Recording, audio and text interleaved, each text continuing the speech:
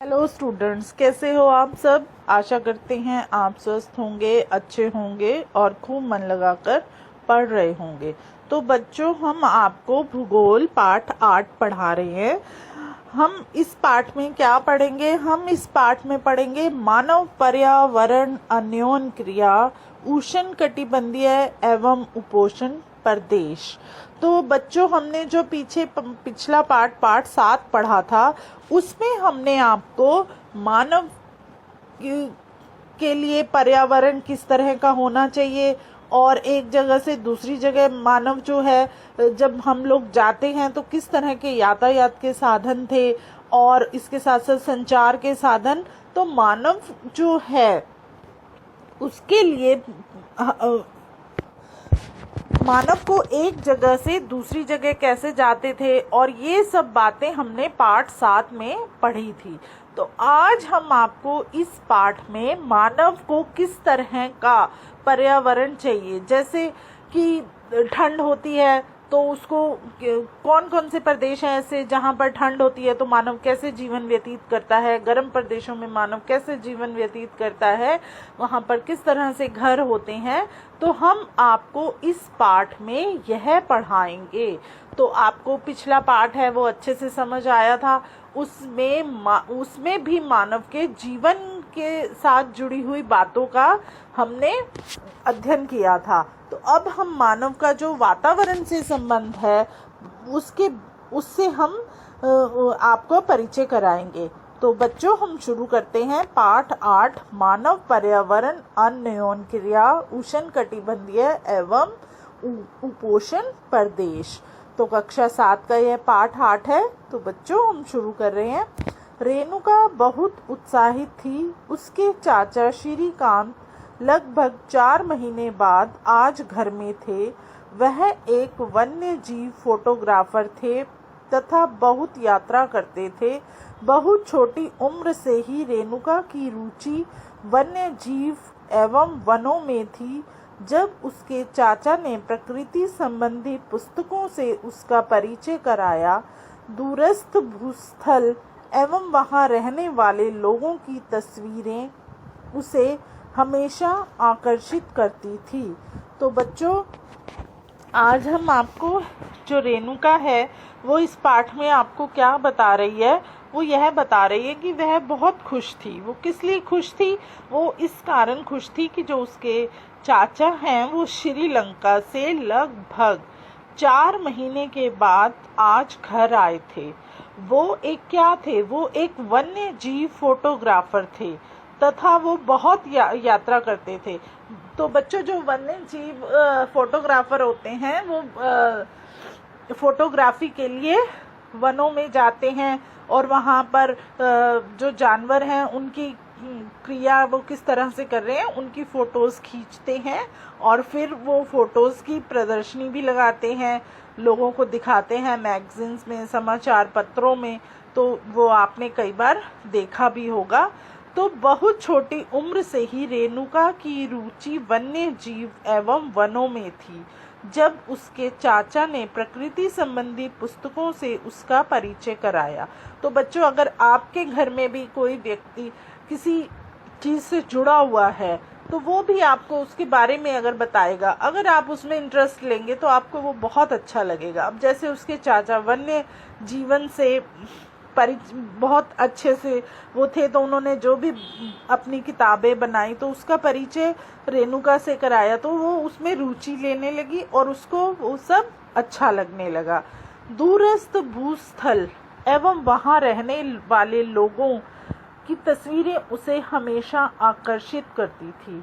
तो जो दूर और दूसरी जगहों पर लोग रहते थे तो वो जब उनकी पिक्चर्स देखती थी, तस्वीरें देखती थी, वो सब उसको बहुत अच्छी लगती थी और वो उनकी तरफ आकर्षित होती थी। अब आप ये चित्र देख रहे हैं, चित्र 8.11 विश्व के विभिन्न भागों के निवासी। इसमें आपको हर एक प्रदेश के निवासियों का चित्र दिखाई दे रहा है कि जैसे श्रीलंका है, वहाँ के लोग किस तरह से हैं, तिब्बत है, तो ऐसे हर एक प्रदेश के लोग हैं वो इस चित्र में आपको दिखाई दे रहे हैं। रेणुका, इन तस्वीरों में तुम विश्व के विभिन्न भागों के लोगों को देख सकती हो। इनमें कुछ शुष्क रेगिस्तान से हैं, कुछ बर्फीले प्रदेशों से हैं एवं कुछ गर्म नम वर्षा वनों से हैं। वे मुझसे कितना अलग दिखते हैं, रेणुका ने कहा। वे देखने में भले ही अलग हों, लेकिन उनके भोजन, कपड़ा एवं मकान जैसी जीवन की मूल आवश्यकताएं हमारे समान ही हैं। तो बच्चों, रेणुका जब इन तस्वीरों में विश्व के विभिन्न भागों के लोगों को देखा करती थी, वो भाग कौन कौन से हैं? वो हैं जैसे शुष्क रेगिस्तान, बर्फीले प्रदेश और कुछ ऐसे वन हैं जो कि गर्म भी हैं और ठंडे भी हैं। और वो उनमें क्या देखती थी कि वो मुझसे कितने अलग दिखते हैं। ये सब रेणुका ने बताया कि वो इन तस्वीरों में लोगों को देखकर ये सोचती थी कि यह हमसे कितने भिन्न हैं। रेणुका ने कहा, वे देखने में भले ही अलग हों, लेकिन उनके भोजन, कपड़ा और मकान जैसी जो चीज़ें थी वो क्या हैं? वो हमारे ही समान हैं।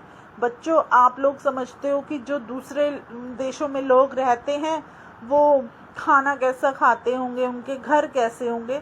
तो बच्चों, हर जगह पे घर जो हैं एक समान ही होते हैं, पर जैसे वर्षा वाले स्थानों पे हमने आपको पढ़ाया है कि उनकी छतें ढलान वाली होती हैं।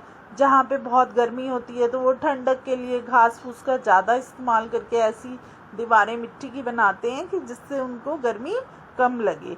तो फ़र्क यही होता है। लेकिन क्या है कि खान पान, अब जैसे खान पान की बात आ जाए तो हम लोग जैसे दाल रोटी खाते हैं या सब्जियां खाते हैं, तो वहाँ पे भी वही खाई जाती है, सिर्फ एक बनाने का थोड़ा सा जो तरीका है वो अलग हो जाता है और सब होता एक सा ही समान है। बच्चे लोग समझते हैं ना कि जो बाहर के लोग हैं उनका खाने का क्या है, तो सब एक समान ही होता है। वही रोटी दाल चावल वहाँ होती है, लेकिन उनके बनाने का जो तरीका होता है हर प्रदेश में हर घर का अलग होता है। तो बच्चों, ये जो हमारी मूल आवश्यकताएं यही है कि हमारे घर, हमारे कपड़े, हमारा भोजन सभी जगह एक होता है, लेकिन उसको इस्तेमाल करने का जो तरीका है वो थोड़ा भिन्न हो जाता है। तो आगे बढ़ते हैं। श्रीकांत चाचा ने कहा, उनके बच्चे भी शायद तुम्हारी ही तरह खेलते हैं, कभी झगड़ते हैं और फिर समझौता कर लेते हैं, गाते हैं, नाचते हैं एवं घरेलू कार्यों में अपने परिवार की मदद करते हैं। वे प्रकृति के करीब रहते हैं एवं जीवन की शुरुआत में ही प्रकृति की देखभाल करना सीख जाते हैं। तो बच्चों, उसके चाचा ने क्या बोला कि जो उनके बच्चे हैं वो भी क्या हैं, तुम्हारी तरह ही खेलते हैं, कभी लड़ते हैं, कभी आपस में फिर हाथ मिला लेते हैं, समझौता कर लेते हैं, गाते हैं, नाचते हैं और इसके साथ साथ अपने परिवार की कामों में मदद भी करते हैं। वे प्रकृति के बहुत करीब रहते हैं। जो वन में जो लोग रहते हैं वो प्रकृति के करीब क्यों होते हैं? वो इसलिए होते हैं कि वो दिन रात पेड़ पौधों को, जानवरों को अपनी आंखों के सामने क्रियाएं करते देखते रहते हैं, तो जिससे है कि वो उनसे जुड़ जाते हैं और वो उनकी देखभाल करना सीख जाते हैं। वे मछली पकड़ना, वनों से सामग्री एकत्रित करना सीख जाते हैं। तो वो क्या करते हैं, मछली पकड़ना भी सीख जाते हैं। जैसे जो नदी के किनारे होंगे तो क्या होगा, वो वहाँ पर मछली पकड़ लेते हैं। तो जो भी हैं, जो बच्चे वहाँ पर रहते हैं तो वो प्रकृति से सामग्री इकट्ठी कर लेते हैं। तो इस तरह से नदी के किनारे रहते हैं, तो वो देखते हैं कि उनके माता पिता कैसे नदी में से मछलियाँ पकड़ रहे हैं, तो वो भी मछली पकड़ना सीख जाते हैं। तो बच्चों, आगे बढ़ते हैं। अध्याय 8, 9 एवं 10 में आप विश्व के विभिन्न प्राकृतिक प्रदेशों के निवासियों के बारे में सीखेंगे। क्या सीखेंगे? अमेजन बेसिन में जीवन। तो अब हम आपको किसके बारे में बताएंगे? अमेजन बेसिन में जीवन।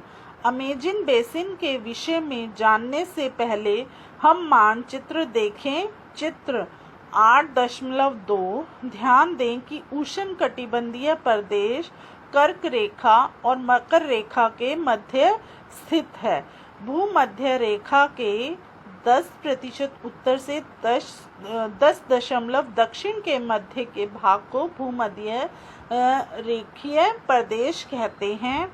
अमेजन नदी इस प्रदेश से होकर बहती है। ध्यान दें कि यह पश्चिम में पर्वतों से निकलकर पूर्व में अंध महासागर में कैसे पहुंचती है। तो बच्चों, अमेजन बेसिन के विषय में यह हम आपको मानचित्र में दिखाएंगे कि इसमें क्या है। जो उष्णकटिबंधीय प्रदेश कर्क रेखा और मकर रेखा के मध्य में है, उसमें क्या है कि 10 डिग्री उत्तर से 10 डिग्री दक्षिण के मध्य को हम क्या बोलते हैं? भूमध्य रेखीय प्रदेश। अमेजन नदी इस प्रदेश से ही होकर बहती है। और अब आप यहाँ पर ध्यान दें कि यह पश्चिम में पर्वतों से निकलकर पूर्व में अंध महासागर में कैसे पहुँचती है। जिस स्थान पर कोई नदी किसी अन्य जल राशि में मिलती है, उसे नदी का मुहाना कहते हैं। अमेजन नदी में बहुत सारी सहायक नदियां मिलकर अमेजन बेसिन का निर्माण करती हैं। यह नदी बेसिन ब्राजील के भागों, पेरू के कुछ भागों, बोलिविया, इक्वाडोर, कोलंबिया तथा वेनेजुएला के छोटे भाग से अपवाहित होती हैं। क्या आप इस बेसिन में स्थित उन देशों के नाम बता सकते हैं जिनसे भूमध्य रेखा होकर गुजरती है?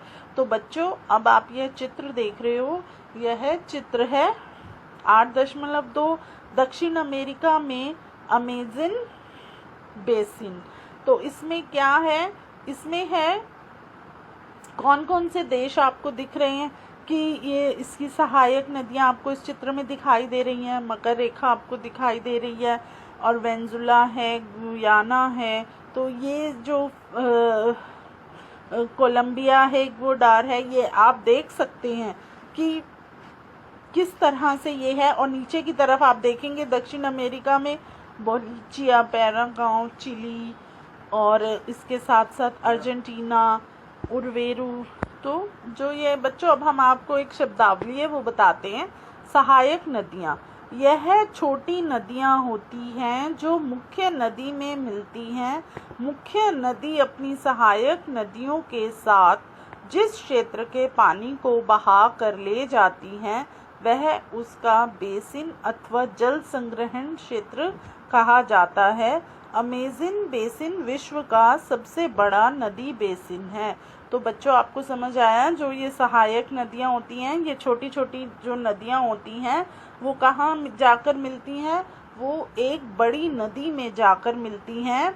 और उसके साथ क्या होता है कि वो जो सहायक नदियाँ हैं, वो जिस भी क्षेत्र से होकर गुजरती हैं, वो उस क्षेत्र के पानी को बहाकर ले जाती हैं। और उसका क्या होता है? एक बेसिन होता है, अथवा क्या होता है? जल संग्रहण क्षेत्र। उस जगह को क्या बोलते हैं? जल संग्रहण क्षेत्र कहा जाता है।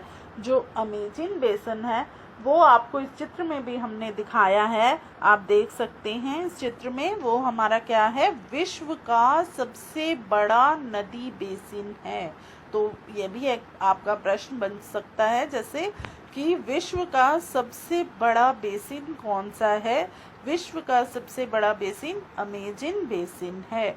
तो बच्चों, ये हम आपको जो पाठ पढ़ा रहे हैं, इसमें आपको साथ साथ ये भी बताया जाता है, जो इसमें कॉलम होते हैं उसमें कुछ मुख्य जानकारियां दी होती हैं जिनको आपको पढ़ना चाहिए। अब आगे देखिए, आगे बढ़ते हैं। जलवायु, जैसा कि आप अब जानते हैं,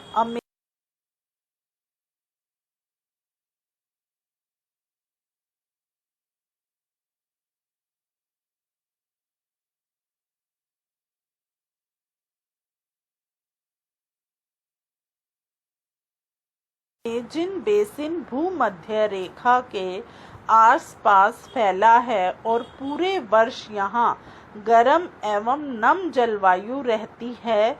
यहाँ का मौसम दिन एवं रात दोनों ही समय लगभग समान रूप से गर्म एवं आर्द्र होता है तथा शरीर में वह चिपचिपाहट महसूस होती है।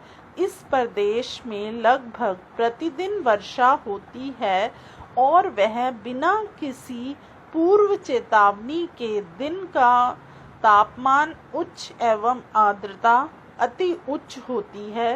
रात के समय तापमान कम हो जाता है लेकिन आर्द्रता वैसे ही बनी रहती है। तो बच्चों, जो जलवायु है, अब हर एक जगह की क्या होता है बच्चों, जलवायु जो है वो अलग अलग होती है।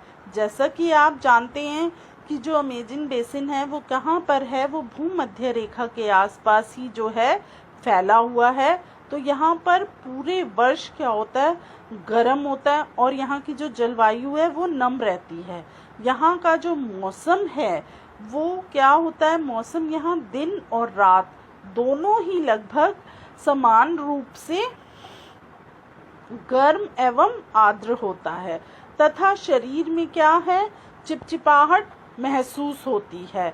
इस प्रदेश में लगभग प्रतिदिन वर्षा होती रहती है और वह भी बिना किसी पूर्व चेतावनी के। दिन का तापमान उच्च और आर्द्रता अति उच्च होती है। दिन में क्या होता है बच्चों, वहाँ का तापमान बहुत ही उच्च होता है, मतलब तेज होता है और आर्द्रता भी वैसे ही होती है। और रात के समय वहाँ पर क्या होता है, तापमान कम हो जाता है। जैसे उच्च मतलब 40 डिग्री चला गया, 45 डिग्री चला गया, और रात को जैसे तापमान कम हो जाता है तो आर्द्रता पर वैसे ही जो आर्द्रता है, जो नमी है वायु के अंदर, वो वैसी की वैसी रहती है। रात के समय जो है तापमान कम हो जाता है, जैसे दिन में 40 है तो रात के समय वो 20 पे आ जाएगा, 15 पे आ जाएगा, ऐसे रहेगा। लेकिन जो वातावरण में जो नमी है वो वैसे की वैसे ही रहेगी। जैसे सुबह के समय 10 थी तो रात को भी वो 10 ही होगी। तो अब आपको यहाँ पर एक और चित्र दिखाई दे रहा है, चित्र 8.3 अमेज़न वन। तो इसमें क्या है, वर्षा वन। इन प्रदेशों में अत्यधिक वर्षा के कारण यहाँ की भूमि पर सघन वन उग जाती हैं। वन इतने सघन होते हैं कि पत्तियों तथा शाखाओं से छत सी बन जाती है, जिसके कारण सूर्य का प्रकाश धरातल तक नहीं पहुंच पाता है। यहाँ की भूमि प्रकाश रहित एवं नम बनी रहती है। यहाँ केवल वही वनस्पति पनप सकती है जिसमें छाया में बढ़ने की क्षमता होती है। परजीवी पौधों के रूप में यहाँ आर्कटिक एवं ब्रोमिलियाड पैदा होते हैं। तो बच्चों, क्या है, जो ये वर्षा वन है, यहाँ पर क्या होता है वर्षा वन में जो है जो प्रदेश हैं वर्षा वन वाले, वहाँ पर बहुत बारिश होती है। तो बहुत बारिश होने से यहाँ की जो भूमि पर जो है वो सघन वन उग जाते हैं। सघन वन का आपको बच्चों ये चित्र दिखाई दे रहा है, चित्र 8.9। आप इसमें ये देख सकते हैं कि किस तरह से यहाँ पे ये आपको पेड़ पौधे नजर आ रहे हैं। तो इसको हम क्या बोलते हैं, सघन वन होते हैं। और क्या होता है, वन इतने सघन होते हैं कि पत्तियों तथा शाखाओं से छत सी बन जाती है। वन इतने सघन होते हैं कि पत्तियों तथा शाखाओं से क्या होता है, छत बन जाती है, जिसके कारण सूर्य का जो प्रकाश है वो धरातल तक नहीं पहुंच पाता। अब आप देखो, आप बहुत जगह से ऐसी झाड़ियां लगा दो जो इतनी सघन हो कि उसमें से सूर्य का प्रकाश अगर नीचे पृथ्वी पर नहीं आएगा तो क्या होगा कि वहाँ की जो ज़मीन है वो गीली रहेगी और वहाँ पर बहुत कुछ उगने लग जाएगा। क्योंकि अगर सूर्य का प्रकाश अगर पृथ्वी पर पड़ता है, धरातल पर पड़ता है, तो वो जो जगह होती है वो सूख जाती है और हम बोलते हैं ना कि पौधों को धूप भी चाहिए, प्रकाश भी चाहिए और उसके साथ साथ नमी भी चाहिए, पानी भी चाहिए, तभी जो पौधे हैं वो बहुत सुंदर खिलकर आती हैं। तो यहाँ पर जो है यहाँ की भूमि प्रकाश रहित एवं नम हो जाती है। यहाँ केवल वही वनस्पतियाँ उगती हैं जिन्हें छाया में बढ़ने की क्षमता होती है। तो यहाँ पर वही पौधे उगेंगे जो कि छाया में उगते हैं। और यहाँ पर परजीवी पौधों के रूप में यहाँ आर्कटिक एवं ब्रोमिलियार्ड पैदा होते हैं, जिनको ज़्यादा धूप की आवश्यकता नहीं होती है। आगे देखें, वर्षा वन में प्राणी जात की प्रचुरता होती है। टूकन, गुंजन पक्षी, रंगीन पक्षित वाले पक्षी एवं भोजन के लिए बड़ी चोंच वाले विभिन्न प्रकार के पक्षी जो भारत में पाए जाने वाले सामान्य पक्षियों से भिन्न होते हैं, यहाँ पाए जाते हैं। प्राणियों में बंदर, स्थौल एवं चींटी खाने वाले टैपीर भी यहाँ पाए जाते हैं। सांप एवं सरीसृप की विभिन्न प्रजातियाँ भी इन वनों में पाई जाती हैं। मगर, सांप, अजगर तथा एनाकोंडा एवं बोआ कुछ ऐसी ही प्रजातियाँ हैं। इसके अतिरिक्त हजारों कीड़े मकोड़े भी इस बेसिन में निवास करते हैं। मांस खाने वाली प्रियन्ना मत्स्य समेत मछलियों की विभिन्न प्रजातियां भी अमेज़न नदी में पाई जाती हैं। इस प्रकार जीवों की विविधता की दृष्टि से यह बेसिन असाधारण रूप से समृद्ध है। तो बच्चों, क्या है ये जो वर्षा वन की प्राणी जात की प्रचुरता है, वहाँ पर कौन से पक्षी होते हैं? टुकन। आप ये चित्र देख रही हैं 8.84, इसमें क्या है? टुकन एक पक्षी का चित्र दिखाया गया है, जिसकी चोंच देखिए आप कितनी लंबी है और वो पक्षी किस तरह से दिख रहा है, वो रंगीन है। और इसके साथ साथ ऐसे जो पक्षी हैं वो क्या हैं, उनकी जो चोंच है वो भोजन के लिए क्या है, वो अपनी बड़ी चोंच से विभिन्न प्रकार के पक्षी जो भारत में पाए जाने वाले सामान्य पक्षियों से क्या हैं, भिन्न होते हैं। आपने हमारे यहाँ पे जो पक्षी देखे हैं तो आपने उनकी चोंच देखी होगी, जैसे चिड़िया है, कबूतर है, कौवा, तो इनकी चोंच क्या है, इतनी लंबी नहीं होती है। जैसे मोर हैं, तो ऐसे बहुत से पक्षी आपने देखे होंगे। तो आपको हमारे यहाँ पर जितने भी पक्षी याद हैं, तोता है, मैना है, तो उनकी चोंच आपने इस तरह से देखी है? बिल्कुल भी नहीं। उनकी चोंच बहुत छोटी होती है, नॉर्मल आकार की जैसे होती है वैसे होती है। तो ये जो पक्षी है, इनकी चोंच क्या है, बहुत ही लंबी होती है, बड़ी होती है। तो आगे बढ़ते हैं। आगे क्या है? प्राणियों में बंदर, स्थौल एवं चींटी खाने वाले टैपीर भी यहाँ पाए जाते हैं। सांप एवं सरीसृप की विभिन्न प्रजातियां भी इन वनों में पाई जाती हैं। मगर, सांप, अजगर तथा एनाकोंडा एवं बोआ कुछ ऐसी ही प्रजातियां हैं। तो बच्चों, क्या है, यहाँ पर सांप भी बहुत मिलते हैं और बंदर भी हैं और चींटियां खाने वाले टैपीर। आप ये चित्र देख रहे हो 8.4, इसमें आपको टैपीर का चित्र दिखाई दिया गया है। तो ये जो टैपीर है, चींटियां भी खा लेते हैं। और इसके साथ साथ यहाँ पर क्या है, यहाँ पर आपको सांप, सरीसृप और जो ऐसे बहुत से मगरमच्छ हैं, अजगर हैं, एनाकोंडा हैं, ये वाली प्रजातियां मिलती हैं।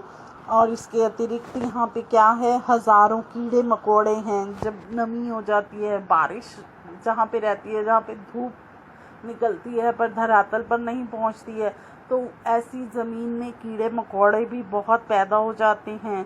तो ये सब क्या हैं, इस बेसिन में निवास करते हैं।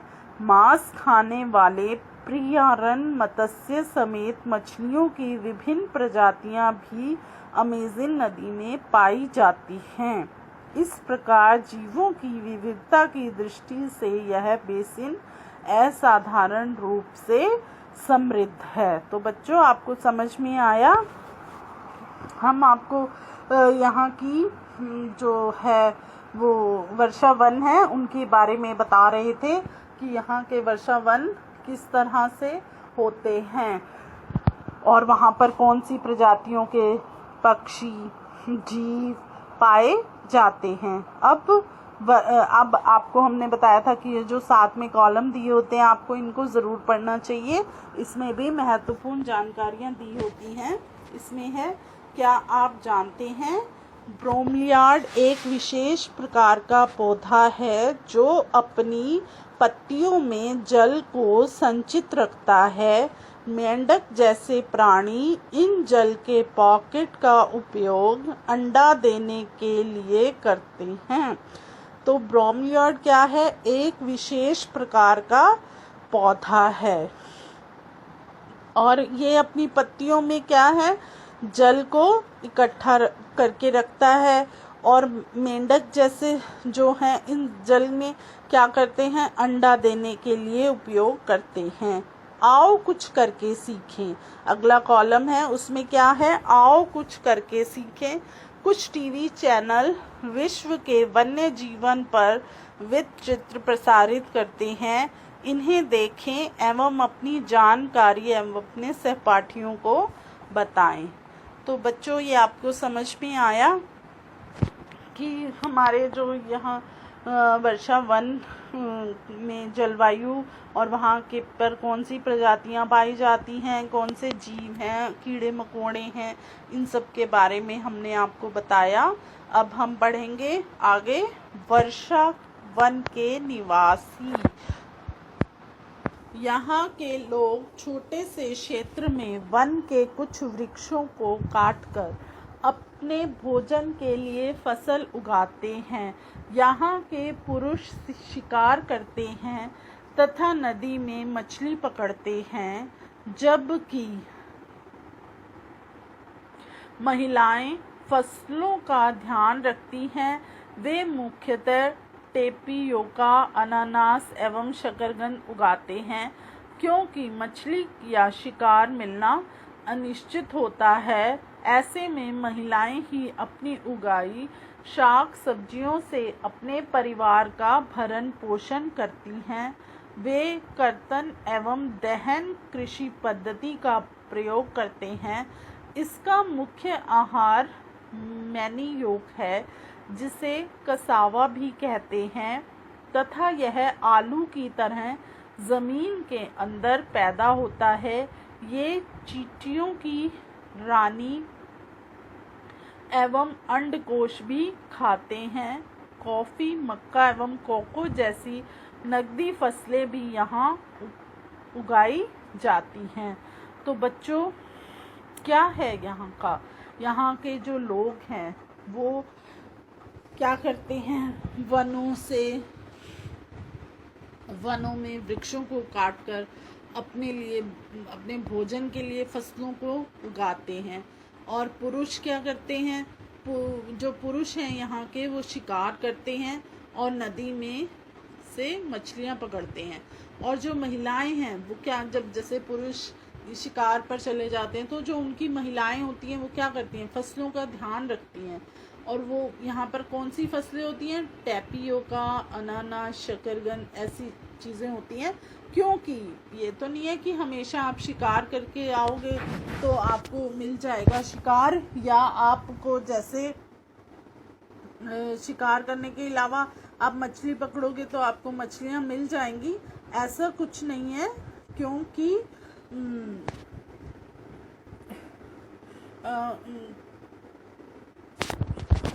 हमेशा ऐसा नहीं होता है। तो यहाँ की जो महिलाएं हैं ये सब्जियां उगाती हैं, और क्योंकि जब शिकार नहीं मिलता है तो वह यह सब्जियां खाकर अपने परिवार का भरण पोषण करती हैं।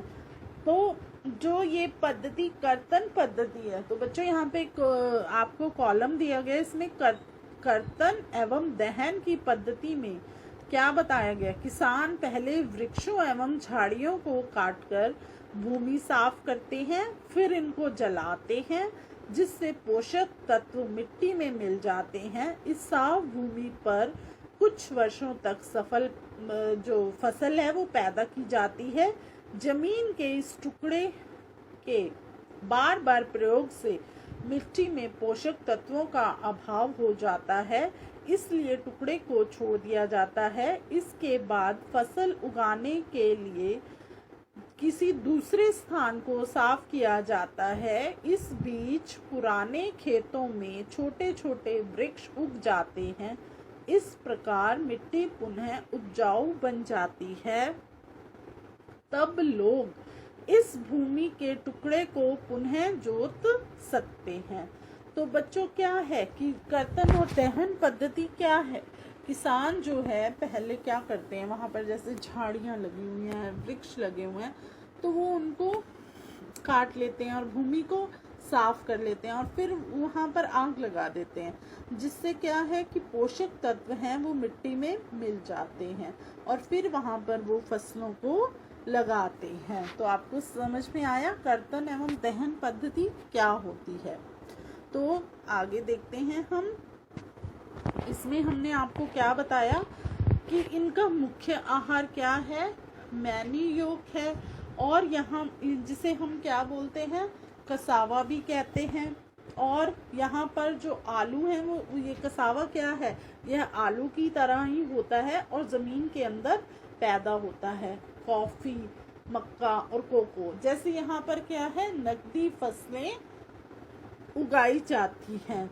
वर्षा वन अत्यधिक मात्रा में घरों के लिए लकड़ी प्रदान करते हैं। कुछ परिवार मधुमक्खी के छत्ते के आकार वाले छप्परों के घरों में रहते हैं, जबकि कुछ लोग मलोका कहे जाने वाले बड़े अपार्टमेंट जैसे घरों में रहते हैं, जिनकी छत तीव्र ढलान वाली होती है। तो जो वर्षा वन होते हैं वहाँ पर अत्यधिक घरों में क्या है, लकड़ी प्रदान करते हैं।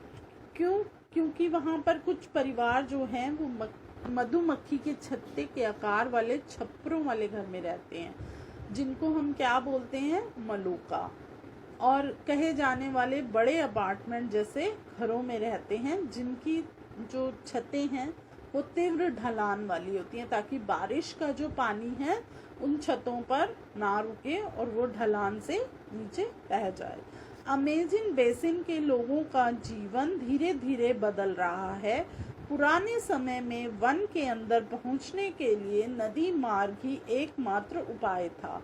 1970 में ट्रांस अमेज़न महामार्ग बनने से वर्षा वन के सभी भागों तक पहुंचना संभव हो गया। अनेक स्थानों पर पहुंचने के लिए हवाई जहाज, हेलीकॉप्टर का उपयोग किया जाता है। इस प्रक्रिया के फलस्वरूप वहां की मूल आबादी को उस क्षेत्र से बाहर निकलकर नए क्षेत्र में बसना पड़ा, जहां वे अपने पौराणिक तरीके से खेती करते हैं। तो बच्चों, जो यहाँ के लोग हैं अमेज़न बेसिन के, उनका क्या है, जीवन धीरे धीरे बदलने लगा। पहले क्या था, सिर्फ एक ही रास्ता था कि आप नदी में नाव में बैठकर जंगलों में जाते थे, और अब क्या है, अब धीरे धीरे क्या है, हम उन स्थानों पर पहुंचने के लिए एक तो हमारे जो रास्ते हैं वो आसान हो गए हैं, और हवाई जहाज, हेलीकॉप्टर, इस तरह की चीज़ें आ गई हैं, तो उससे हम क्या है, बड़ी आसानी से एक जगह से दूसरे जगह पर चले जाते हैं। विकास की गतिविधियों के कारण जैविक विविधता वाले वर्षा वन धीरे धीरे नष्ट हो रहे हैं। ऐसा अनुमान है कि प्रति वर्ष अमेज़न बेसिन के वर्षा वन का एक बड़ा भाग लुप्त होता जा रहा है। आप देख सकते हैं वर्षा वनों के लुप्त होने से व्यापक प्रभाव होता है। यह आपको चित्र 8.6 में दिखाई दे रहा है, वनों का क्रमिक विनाश। अब क्या है, जैसे जैसे धीरे धीरे क्या हो रहा है, आबादी बढ़ती जा रही है, उससे क्या है, लोग वनों को काटते जा रहे हैं, ख़त्म करते जा रहे हैं, जिससे कि हमारा जो अर्थ, हमारा जो पर्यावरण है वो भी खराब होता जा रहा है। जैसे कि आप देखेंगे कि जब बारिश अधिक हो जाती है तो जब वनों को आप काट दोगे, वनों के काटने से क्या है, जमीन का जो है वो एक भाग खत्म हो जाता है। तो क्या होता है, फिर उसके पेड़ पौधे कट जाते हैं, जिससे बारिश कभी नहीं भी होती है। तो जो बची हुई ज़मीन है वहाँ पर नहीं होती है। लोगों ने अपने घर बना लिए, आप पहले चित्र में देख रहे हैं कि कितने वन हैं, पेड़ पौधे हैं।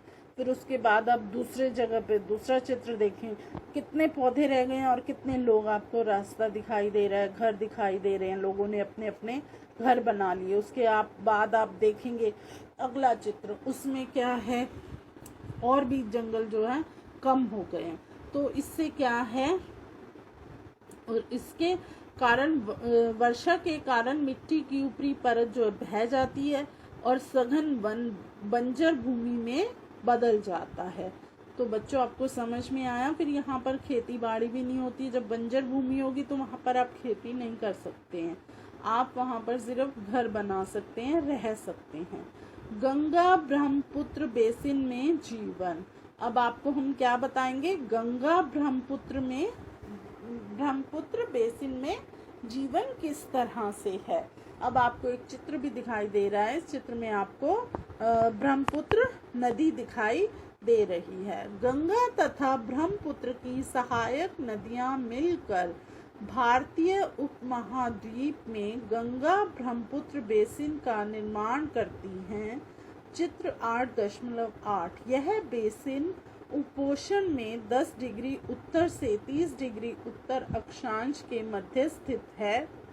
घाघरा, सोन, चंबल, गंडक, कोसी जैसी गंगा की सहायक नदियां एवं ब्रह्मपुत्र की सहायक नदियां इसमें अपवाहित होती हैं। एटलस की सहायता से ब्रह्मपुत्र की कुछ सहायक नदियों के नाम ढूंढे।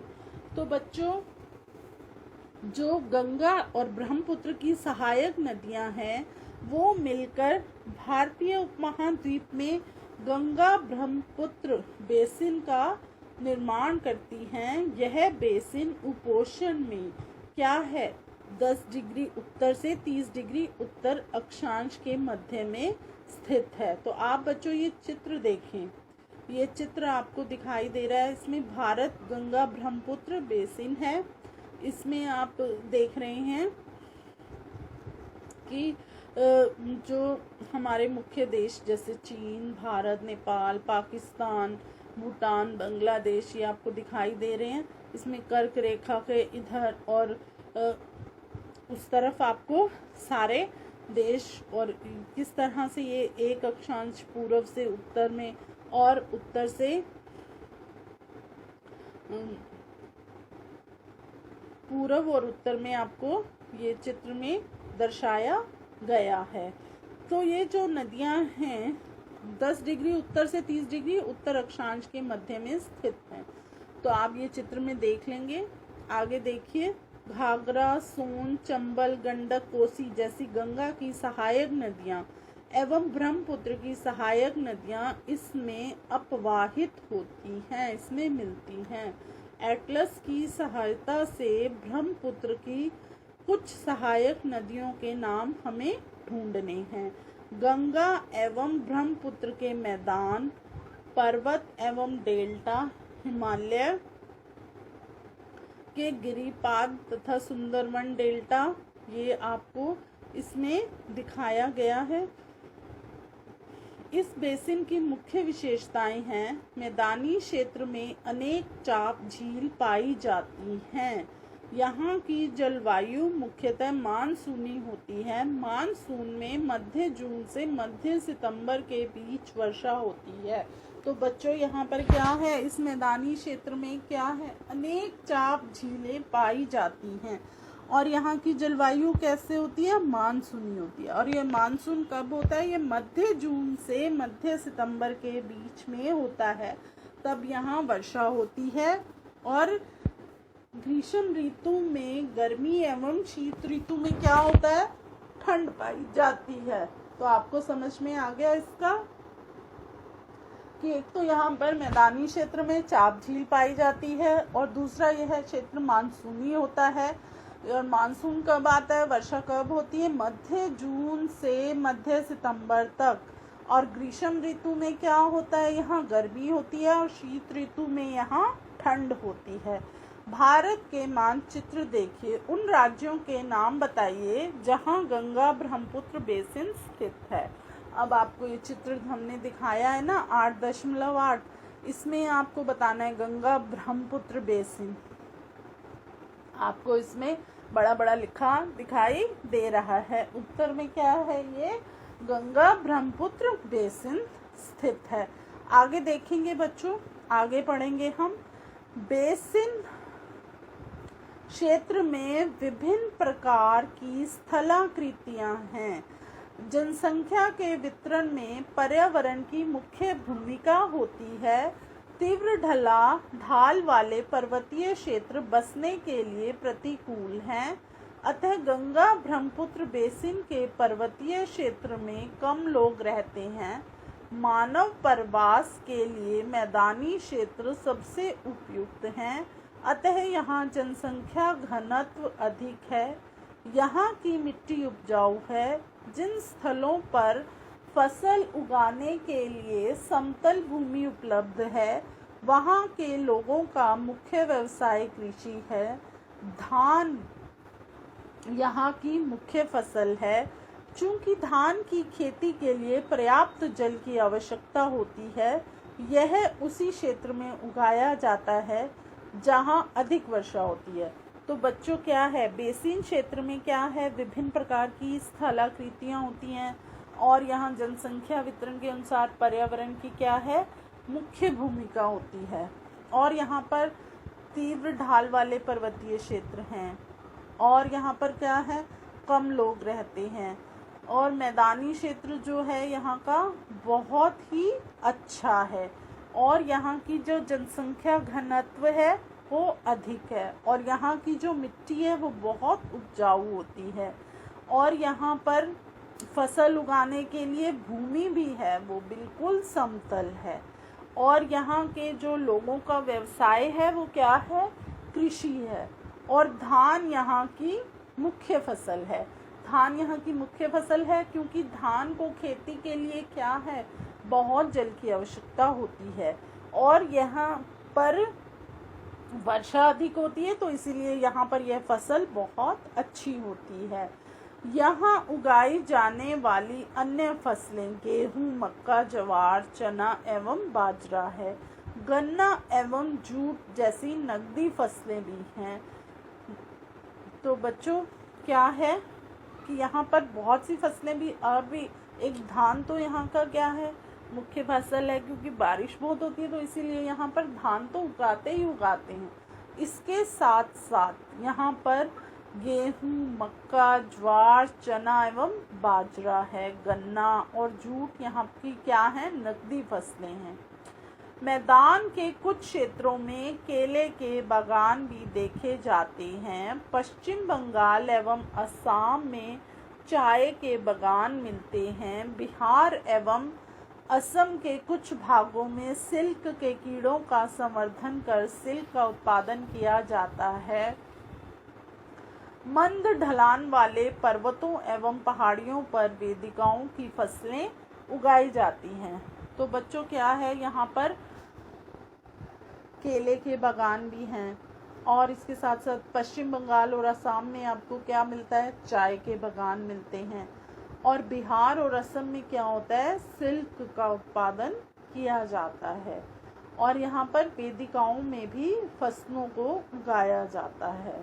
अब आगे देखेंगे आप, विभिन्न भू आकृतियों के अनुसार वनस्पति में भी विभिन्नता पाई जाती है।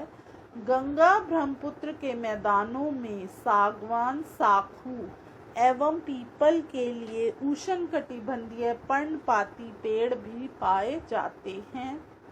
ब्रह्मपुत्र के मैदानी क्षेत्रों में घने बांस के घने झुरमुट पाए जाते हैं।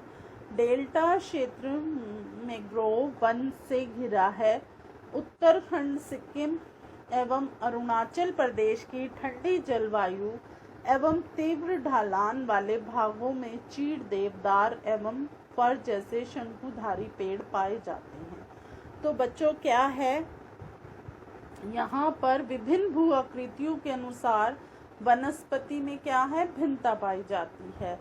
जैसे गंगा ब्रह्मपुत्र के मैदानों में क्या होता है, सागवान, साखू, पीपल के उष्ण कटिबंधीय पर्णपाती पेड़ पाए जाते हैं। और इसके साथ साथ ब्रह्मपुत्र के मैदानी क्षेत्रों में घने बांस के घने झुरमुट पाए जाते हैं। और डेल्टा क्षेत्र में मैंग्रोव वन से घिरा है। यहाँ पर क्या है, उत्तराखंड में, सिक्किम एवं अरुणाचल प्रदेश की ठंडी जलवायु एवं तीव्र ढाल वाले भागों में चीड़, देवदार एवं फर जैसे शंकुधारी पेड़ पाए जाते हैं। अब आप ये चित्र देख रहे हैं, चित्र 8.9 में क्या है, धान की कृषि हो रही है। कैसे पानी भरा हुआ है और उसमें वो लगा रहे हैं पौधे धान के। इसके साथ आप क्या देख रहे हैं, असम में ही चाय के बागानों में किस तरह से लोग काम कर रहे हैं। अब हमने आपको बताया था जो साथ में कॉलम होते हैं, हम उसके बारे में पढ़ेंगे। ब्रह्मपुत्र नदी को विभिन्न स्थानों पर विभिन्न नामों से जाना जाता है। तो अब आपको इन नामों का पता लगाना है कि ब्रह्मपुत्र नदी को विभिन्न स्थानों पर किन नामों से जाना जाता है। आगे आप देखिए, जनसंख्या घनत्व का अर्थ है 1 वर्ग किलोमीटर क्षेत्र में रहने वाले लोगों की संख्या। जैसे क्या है, उदाहरणतः उत्तराखंड का जनसंख्या घनत्व 189 है, जबकि पश्चिम बंगाल का 1029 है और बिहार का 1102 है। अब आपको इन क्षेत्रों का हमने क्या बताया है, जनसंख्या घनत्व। आगे देखेंगे आप क्रियाकलाप, इसमें क्या है, जूट, बांस एवं सिल्क से बने हस्तशिल्प एकत्रित करें, उन्हें अपनी कक्षा में सजाएं, उन स्थानों का पता लगाएं जहां उनका निर्माण हुआ। आगे देखेंगे आप क्या है, बेसिन में विविध प्रकार के वन्य जीव पाए जाते हैं। इनमें हाथी, बाघ, हिरण एवं बंदर आदि सामान्य रूप से पाए जाने वाले जीव हैं। एक सींग वाला गैंडा ब्रह्मपुत्र के मैदानों में पाया जाता है।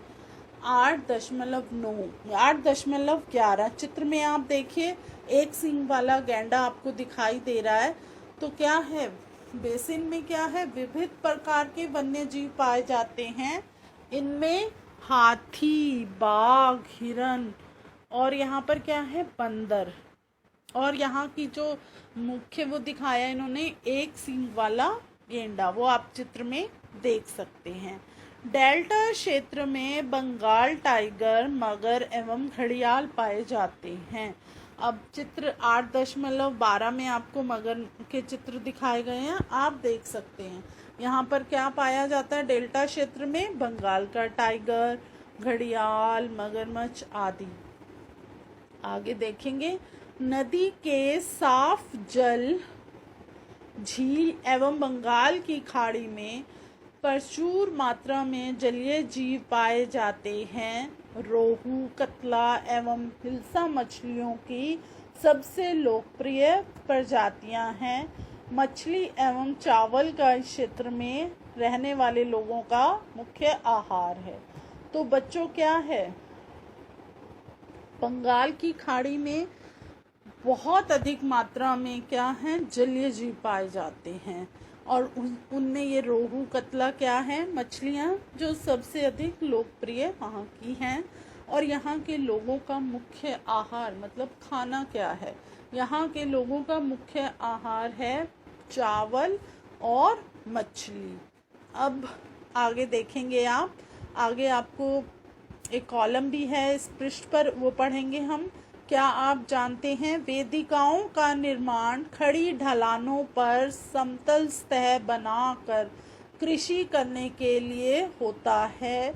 ढलान को इसलिए हटाया जाता है कि जल का प्रवाह तीव्रता से ना हो। तो वेदिकाओं का निर्माण क्या है बच्चों?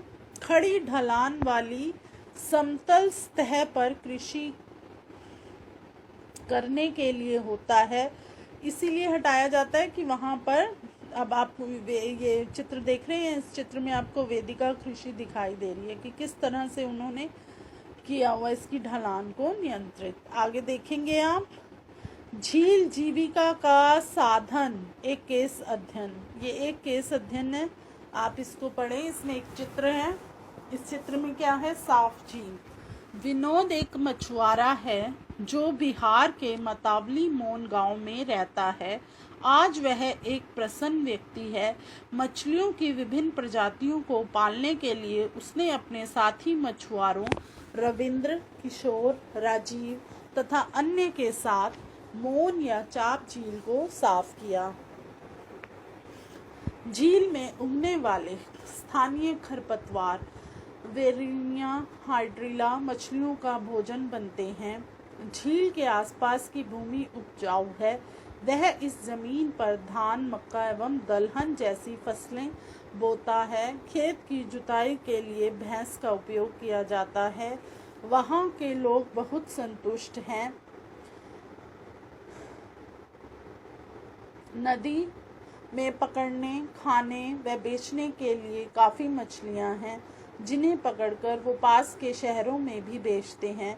यह समुदाय प्रकृति के साथ समरसता बनाकर रहता है। जब तक पास के शहरों का प्रदूषण इस झील तक नहीं पहुंचता, तब तक मत्स्य पालन को कोई खतरा नहीं है। अब आपको एक और चित्र दिख रहा है। इस चित्र में क्या है? प्रदूषित झील। और ऊपर आप एक चित्र देख रहे थे पिछले पृष्ठ पर, उसमें क्या था? साफ झील। तो क्या है बच्चों कि जो ये कहानी, आपको कहानी के माध्यम से बताया गया कि विनोद एक मछुआरा है जो बिहार के एक मतावली मोन गांव में रहता है, और वो एक बहुत ही खुश मिजाज व्यक्ति है। उसने क्या किया? उसने मछलियों की विभिन्न प्रजातियों को पालने के लिए अपने और भी मजदूर दोस्तों को लिया। उनके नाम बताए गए हैं, रविंद्र, किशोर, राजीव।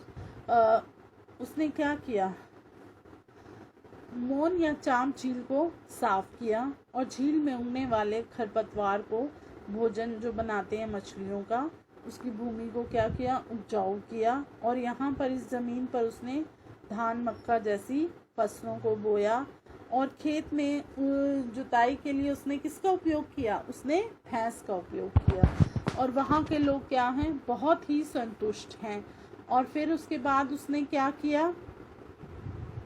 नदी में पकड़ने, खाने के लिए वहाँ पर क्या थी, और बेचने के लिए बहुत सी मछलियाँ थी, जिन्हें पकड़कर वो शहरों में बेचते थे।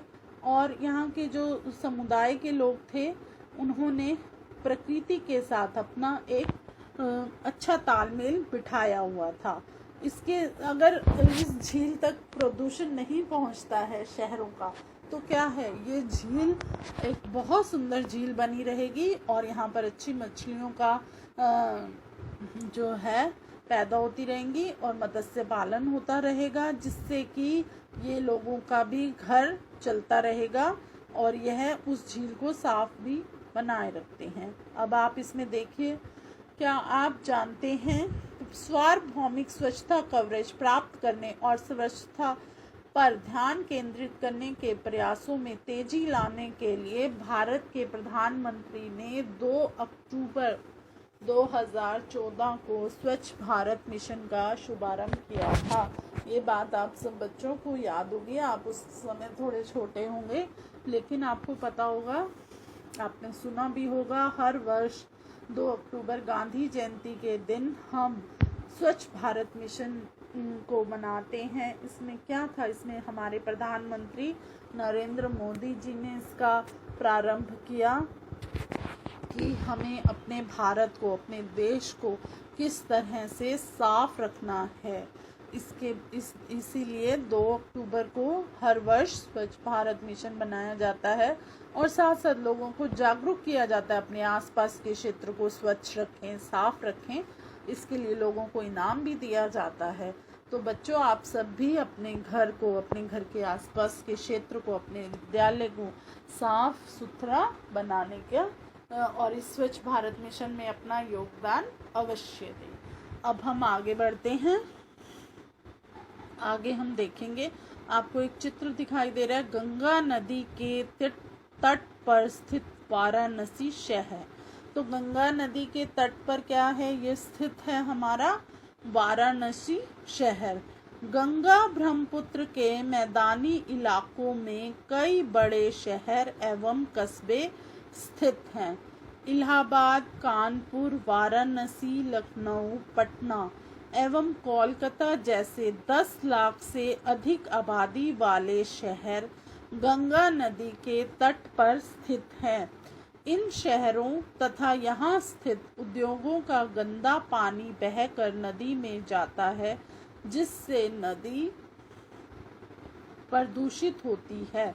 तो बच्चों, गंगा ब्रह्मपुत्र के मैदानों में कई बड़े और शहर स्थित हैं, जैसे इलाहाबाद, कानपुर, वाराणसी, लखनऊ, पटना एवं कोलकाता जैसे 10 लाख से अधिक आबादी वाले जो शहर हैं वो गंगा नदी के तट पर स्थित हैं। आप ये चित्र भी देख रहे हैं। इन शहरों में स्थित उद्योगों का गंदा पानी बहकर कहाँ जाता है, नदी में, जिससे क्या होता है, हमारी नदी प्रदूषित हो जाती है। जिससे हमारी नदी क्या होता है, प्रदूषित हो जाती है। बेसिन में यातायात का सुविकसित तंत्र उपस्थित है। आप देख सकते हैं, गंगा ब्रह्मपुत्र बेसिन में यातायात के 4 मार्ग सुविकसित हैं। मैदानी इलाकों के लोग सड़क मार्ग एवं रेल मार्ग द्वारा एक स्थान से दूसरे स्थान तक जाते हैं और इसके साथ वो क्या करते हैं, नदी के तटीय क्षेत्रों में जल मार्ग यातायात का क्या है, सबसे प्रभावशाली माध्यम है। कोलकाता हुगली नदी पर स्थित एक महत्वपूर्ण पतन है और मैदानी क्षेत्र में कई बड़े हवाई पतन भी हैं। तो बच्चों, इसमें आपको उन्होंने क्या बताया है कि जो नदी के किनारे शहर हैं वो क्या हैं, वहाँ पर फैक्ट्रियों का जो गंदा जल होता है वो नदियों में जाता है, जिससे नदियों का पानी जो है वो दूषित हो जाता है और उससे क्या, प्रदूषित होने से वहाँ पर पानी दूषित होता है, तो जो नदियों में मछलियाँ होती हैं वो मर जाती हैं और भी बहुत से हमारा जो वातावरण है वो दूषित हो जाता है। इसके अलावा क्या है, हमारे यातायात के 4 मार्ग सुविकसित हैं। कौन से हैं वो? इलाकों में सड़क मार्ग, रेल मार्ग, ये सब क्या हैं, एक स्थान से दूसरे स्थान पर जाने के हमारे हैं। और नदीय क्षेत्रों में क्या है, जल मार्ग यातायात का सबसे प्रभावशाली माध्यम है। तो आगे देखेंगे आप, इसमें आपको मानस वन्य प्राणी अभय वन्य बाघ, ये आप चित्र देख रहे हैं, इसमें आपको बाघ का चित्र दिखाया गया। इसमें आपको बाघ का चित्र दिखाया गया है और पर्यटन इस बेसिन की एक मुख्य प्रक्रिया है। आगरा में यमुना के किनारे स्थित ताजमहल, इलाहाबाद में गंगा एवं यमुना नदी का संगम, उत्तर प्रदेश एवं बिहार में बौद्ध, लखनऊ का इमामबाड़ा, असम का कांजीरंग एवं मानस वन्य प्राणी अभय वन तथा अरुणाचल प्रदेश की विशिष्ट जनजातियां, संस्कृति जैसे कई दर्शनीय स्थल हैं। तो बच्चों, आपको हम कई दर्शनीय स्थल इसमें हमने आपको बताया। आगरा में क्या है, यमुना के किनारे स्थित क्या है, ताजमहल, और इलाहाबाद में क्या है? गंगा एवं यमुना नदी का संगम। और उत्तर प्रदेश एवं बिहार में बौद्ध स्तूप। लखनऊ का क्या है? इमामबाड़ा। असम का में क्या है? कांचीरंगा एवं मानस वन्य प्राणी अभय वन तथा अरुणाचल प्रदेश की विशिष्ट जनजातियां, संस्कृति जैसे कई दर्शनीय स्थल हैं। अब बच्चों हम आगे बढ़ेंगे। आगे हमारे प्रश्न उत्तर हैं। अब हमको ये अभ्यास करना है और निम्न प्रश्नों के उत्तर देने हैं। उस महाद्वीप के नाम बताइए जो अमेजन बेसिन में स्थित है। अमेजन, इसका उत्तर है अमेजन बेसिन में दक्षिण अमेरिका में स्थित है। अमेजन बेसिन के लोग कौन सी फसल उपजाते हैं? अमेजन बेसिन के लोगों द्वारा टियाको, अनानास और शकरकंद हैं। टेपियोका, अनानास और शकरकंद हैं। अमेजन के वर्षा वन में कौन से पक्षी पाए जाते हैं? अमेजन के वर्षा वन में पाए जाने वाले पक्षी टोकेन, हमिंग पक्षी और स्वर्ग के पक्षी हैं। उनके शानदार रंगीन पंखों के साथ हैं। गंगा नदी पर स्थित प्रमुख शहर कौन से हैं? गंगा नदी पर स्थित प्रमुख शहर इलाहाबाद, कानपुर, वाराणसी, लखनऊ, पटना और कोलकाता हैं। तो हमने आपको बताया गंगा नदी पर स्थित कौन से प्रमुख शहर हैं। अब आगे देखेंगे। एक सींग वाला गैंडा कहाँ पाया जाता है? एक सींग वाला गैंडा ब्रह्मपुत्र के मैदान में पाया जाता है। आगे आप देखिए, सही उत्तर पर टिक कीजिए। टूकन क्या है? टूकन एक पक्षी है, तो आप पक्षी पर टिक करेंगे। मैनियोक कहाँ का प्रमुख भोजन है? तो आपको कहाँ का प्रमुख भोजन बताना है। मैनियोक अमेज़न का प्रमुख भोजन है। कोलकाता किस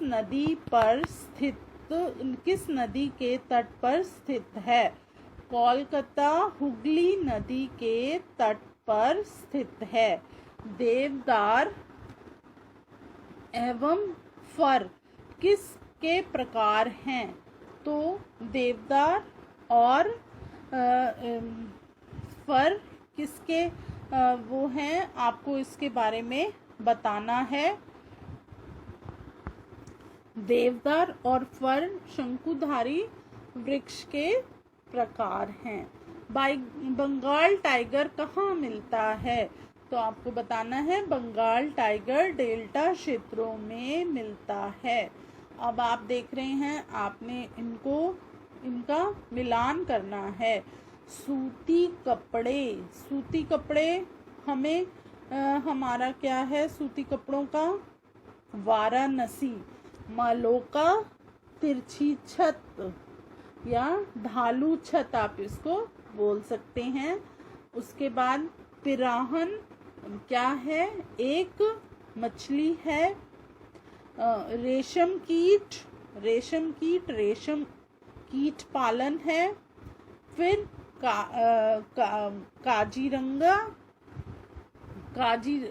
काजीरंगा असम में होता है। तो आपको ये मिलान समझ में आ गया। अब आगे है आपका कारण बताओ। कारण बताने हैं आपने। वर्षा वन लुप्त हो रहे हैं। इसका आपने कारण बताना है कि वर्षा वन क्यों लुप्त हो रहे हैं। बड़े पैमाने पर विकास और औद्योगिक गतिविधियों के कारण वर्षा वन समाप्त हो रहे हैं। वनों की कटाई में वृद्धि हुई है, जिससे भूमि की ऊपरी मिट्टी बह रही है, जिससे मिट्टी की उर्वरता कम हो रही है। नतीजतन पेड़ उग नहीं पा रहे हैं और वर्षा वन कम हो रहे हैं। तो बच्चों, बड़े पैमाने पर विकास और औद्योगिक गतिविधियां जो हैं वो क्या है, हमारी वर्षा वनों को समाप्त कर रही हैं। आगे अब देखेंगे, गंगा ब्रह्मपुत्र के मैदानों में धान की कृषि होती है। धान की खेती गंगा ब्रह्मपुत्र के मैदानों में की जाती है क्योंकि धान की खेती के लिए पर्याप्त पानी की आवश्यकता होती है, इसीलिए यह केवल उच्च वर्षा वाले क्षेत्रों में ही बढ़ सकता है। मानव, आपको समझ में आ गया ये? आगे इसमें मानचित्र कौशल हैं। आपको क्या करना है, भारतीय प्रायद्वीप के रेखा मानचित्र पर गंगा ब्रह्मपुत्र की नदियों की और इसके साथ सहायक नदियों को दर्शाना है। इसके साथ ही दक्षिण अमेरिका के राजनीतिक मानचित्र पर भूमध्य रेखा खींचनी है और भूमध्य रेखा से क्या क्या होकर गुजरता है वो करना है। इसके बाद ये जो हमारा पाठ था इसमें आपने क्या सीखा, इसमें हमने आपको हमारे भारत की जो जलवायु है और हमारे भारत में जो जैसे यहाँ के क्षेत्रों में वन्य जीवन और किस तरह से कृषि होती है, इसके बारे में आपको हमने बताया कि कैसे हमारे जो वन हैं वो ख़त्म हो रहे हैं, हमारे अमेज़न बेसिन में जीवन किस तरह का है और वहाँ की जलवायु कैसी है, गंगा में जीवन क्या है, गंगा में जीवन क्या है, वहाँ की वनस्पतियाँ, वन्य जीव, शहर और वहाँ पे कौन से हमारे मुख्य देखने के लिए हैं, जैसे गंगा और यमुना नदी के किनारे पर उनका संगम जो है वो इलाहाबाद में है, वो भी एक हमारा दर्शनीय स्थल है। तो हमने इस पाठ में आपको यह सब सिखाने का प्रयत्न किया है। आशा करते हैं आपको यह पाठ अच्छे से समझ में आया होगा। आप सभी बच्चों का बहुत बहुत धन्यवाद।